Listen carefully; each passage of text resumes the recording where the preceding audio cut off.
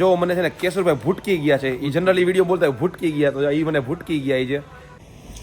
વિશાલ અવાજ સાંભળતો ખાલી ડીજે લઈને તાર ભાઈને સંભળા દે ખાસ.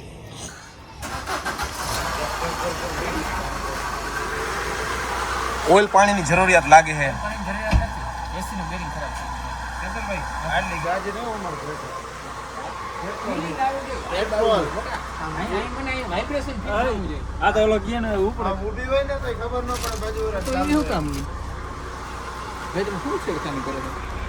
તો ફાઇનલી આપણી સાથે છે કેશુર કિંગ. તો કેશુરભાઈ કેમ છો? મજામાં? એકદમ મજામાં ભાઈ. તો તમે ફાઇનલી નવું સોપાનના પગલા પાડી રહ્યા છો, નવું સોપાન શરૂ કરી રહ્યા છો. બિગિનિંગ કમિંગ સૂન. તો આ તમે કોનાથી ઇન્સ્પાયર થઈને શરૂ કર્યું? એટલે બધા યુટ્યુબરો આવું ચાલુ કરવા માંડ્યા કે કપડાની દુકાન, તમે ચાલુ કરીને એવું કઈ છે કે તમારું સપનું હતું નાના હતા ત્યારે તમે વિચાર્યું ના પાંચ ના કઈ સપનું નતું. બધા કરે મેં કીધું વેટી ગંગામાં આપણે જરી હાથ ધોઈ લઈ? તું કેમ ઘણી વાર હા. બસ એવી રીતના. તો ફાઇનલી તમે તમારા શોપનું શું એવી મતલબ એક્સપર્ટીઝમાં શું નવી વસ્તુ રાખશો કે જેથી બધા લોકોને આવવું જ જોઈએ એકવાર? નવી વસ્તુ એટલે આપણે થોડી પ્રીમિયમ રેન્જ રાખવી છે. સ્ટાર્ટિંગ રેન્જ થોડી ઊંચેથી ઓકે, તો એટલે સામાન સસ્તું લેવું નહીં આવવાનું એમ ને? સસ્તું નહીં, સારું લેવું હોય તો આવવાનું. એટલે સસ્તું લેવું નહીં આવવાનું ને? સસ્તું તમારી ભાષામાં ઘણા લોકોને ભાઈ એવું હોય કે એને 1000 રૂપિયા સસ્તા લાગતા, ઘણા 1500 સસ્તા લાગતા. એટલે સસ્તાની કઈ વ્યાખ્યા નહીં. સારું લેવું હોય અહીં આવી શકે. સસ્તું ક્યારે શ્રેષ્ઠ નથી હોતું, મતલબ તમે માનો એમ ને? હા, હું એમાં માનું. એપલનો ફોન કેટલાનો આવે?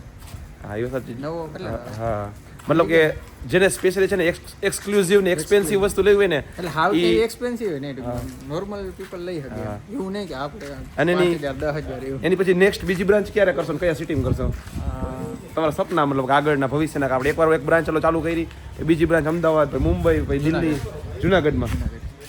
પણ તમારે સુરતમાં કરજો. તમારી મેઇન ફેન ફોલોઈંગ સુરતમાં બધા. સુરત છે, રાજકોટ છે, દ્વારકા, પોરબંદર.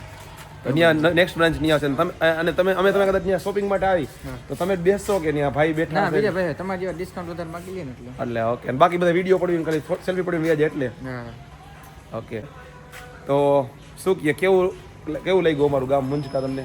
ના ગામ તો સારું ને. થોડો પેલી વાર 17મી 18મી વાર હું આવ્યો. પણ તો એ વ્લોગમાં તમને પૂછવું પડે ના વ્લોગમાં ખૂબ સરસ ગામ છે ભાઈ, ખૂબ. ઓહ, થેન્ક યુ ભાઈ. અને ખાસ તમારી ગાડી વિશે કંઈક કહો અમને. આમાં નવીનમાં શું હમણાં મેં એક વિડીયો જોયો તો કામ તમે હાવ કે હલવાડી લઈ કીધી જો એનું કારનામું દેખાડું મિત્ર. આને ફોન પકડતા નથી આવડતો, હું જરી ખાને ફોન પકડી લઉં. ભલે મેં કીધું આની 8 મિનિટ કવર થઈ જાય. જો અહીં તમે જોઈ શકો.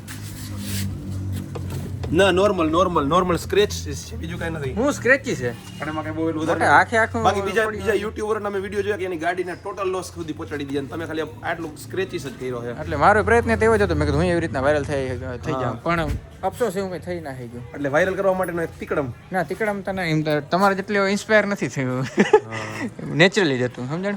તો 2 મિનિટ ને 34 સેકન્ડ એમ હું બતાવું. કેશુરભાઈની શોપિંગ હા પાકીટની બધું દેખાડ દો તાર મિલિટેડ પૂરી કર્યો દેખાડ દો.